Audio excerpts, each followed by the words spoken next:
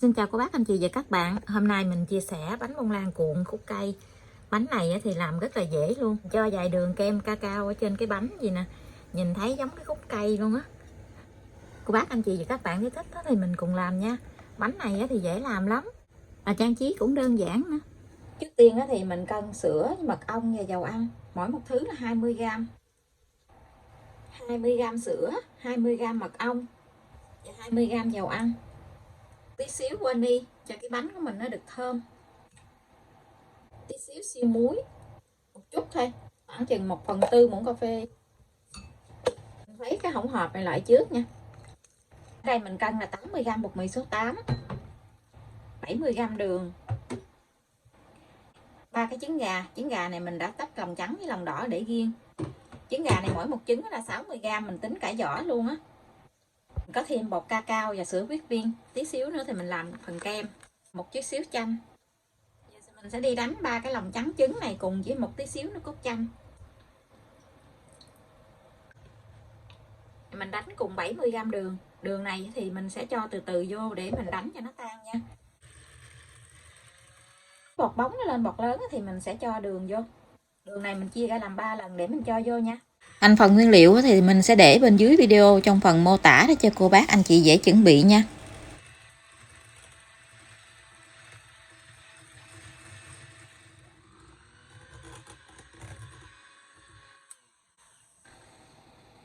Khi cô bác anh chị mình đánh dở que đánh trứng lên nó có cái chớp câu nhỏ như vậy. Chớp câu này nó mềm chứ nó không có cứng. Vậy thì mình sẽ cho lòng đỏ vô. Mình đánh ở số 1. Mình vừa đánh vừa trộn á.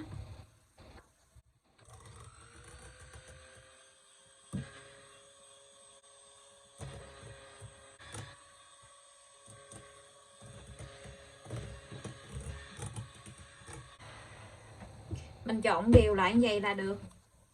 Mình sẽ cho 80g bột mì số 8 vô. Bột này thì mình chia ra nhiều lần để mình cho vô để mình trộn.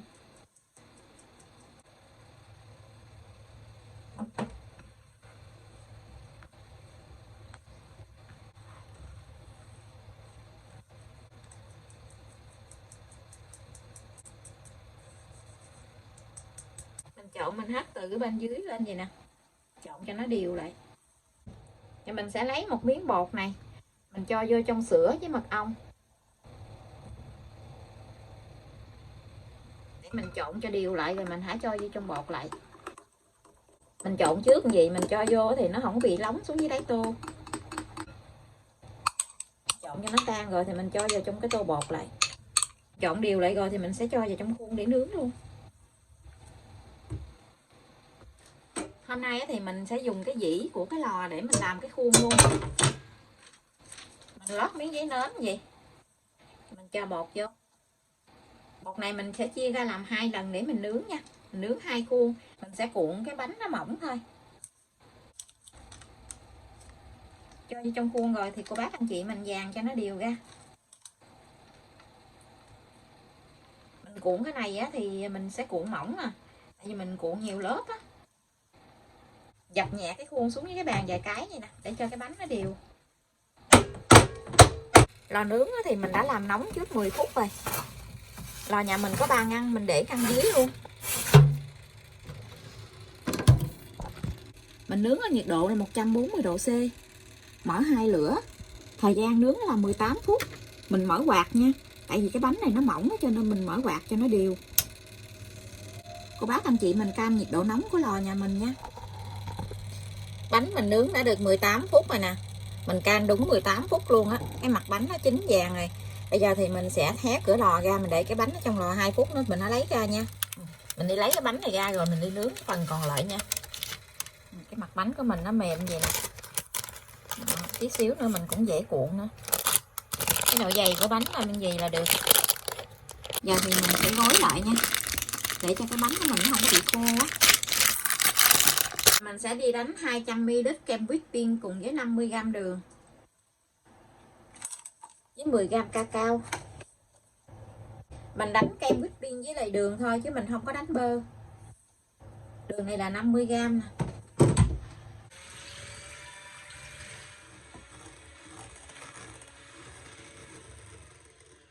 kem nó đặc lại như vậy rồi thì mình sẽ cho 10g cacao vô.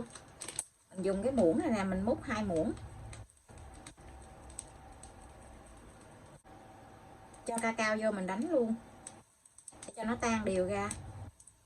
Cacao này mình không có cần phải đi pha nước đâu, mình để vô trong kem là nó tan nè. Rồi mình đánh đều lại.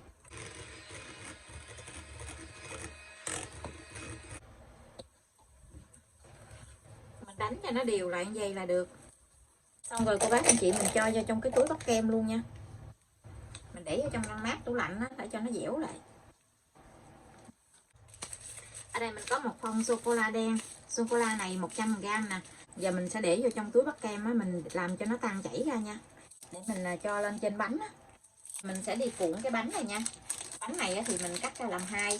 Ở cái phần ghìa này thì nó hơi cứng á, cho nên cô bác cắt bỏ cái ghìa này để cho mình dễ cuốn. Cái bánh của mình nó cực kỳ xốp luôn coi nè.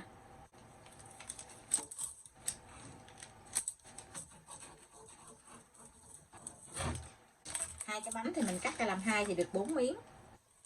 Thoa một lớp kem lên trên bánh nha, một lớp kem mỏng ở bên trên thôi. Bên trong này thì mình chỉ để một lớp mỏng thôi à, không có cần phải để dày. Vậy thì mình dàn ra cho nó đều lại. Xong rồi thì mình cuộn lại, cuộn tròn cái bánh lại như vậy ha.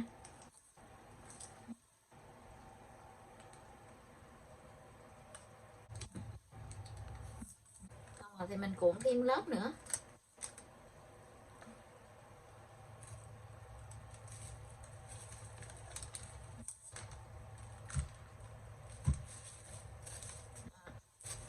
Xong rồi thì mình cứ cuộn tiếp theo.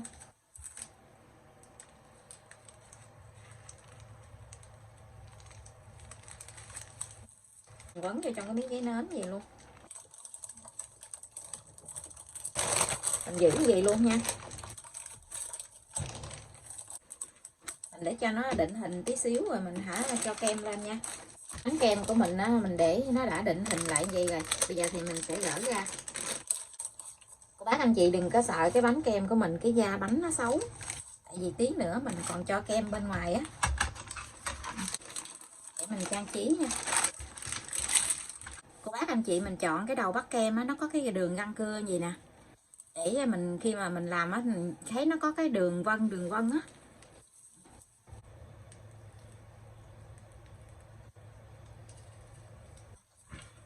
Nhìn cái đường vân gì nè.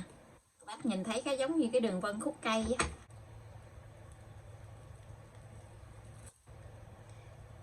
Trên chỗ này thì mình sẽ làm giống như cái đường xoắn ốc gì nè, giống như cái khúc cây nó có đường xoắn ốc á.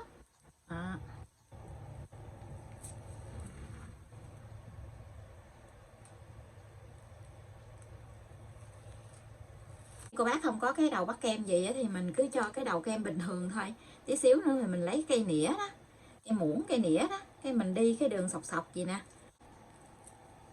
Cái này thì rất là dễ làm luôn, mình không có cần phải làm cho nó bóng đâu. Càng làm sần sùi ấy, cái nhìn thấy nó giống khúc cây hơn.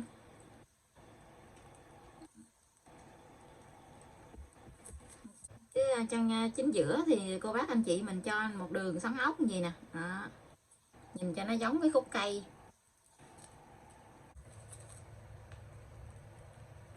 Trên mặt kem này cô bác anh chị làm vài cây nấm lên. Cái kem màu trắng á, kem màu trắng thì mình cho cái chân nấm nè.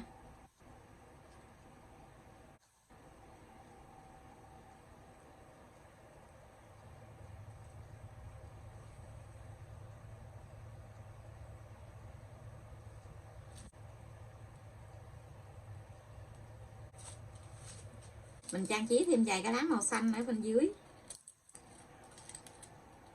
Lá này là lá mũ, mình chỉ để trang trí cho nó đẹp thôi. Đây là bánh cúc cây mình đã trang trí xong. Mình có cho thêm vài đường sô cô la đen lên trên nè. Nhìn cũng này nọ lắm chứ bộ. Làm cái bánh gì để mình trang trí cho đêm Giáng sinh, vừa nhanh gọn lẹ mà cũng dễ thương nữa. cô bác anh chị và các bạn thấy thích thì mình cùng làm nha. Bây giờ thì mình xin chào tạm biệt, hẹn cô bác anh chị và các bạn lại video tiếp theo. Cảm ơn cô bác anh chị và các bạn đã xem video của mình. Xin chào và hẹn gặp lại video kỳ tới.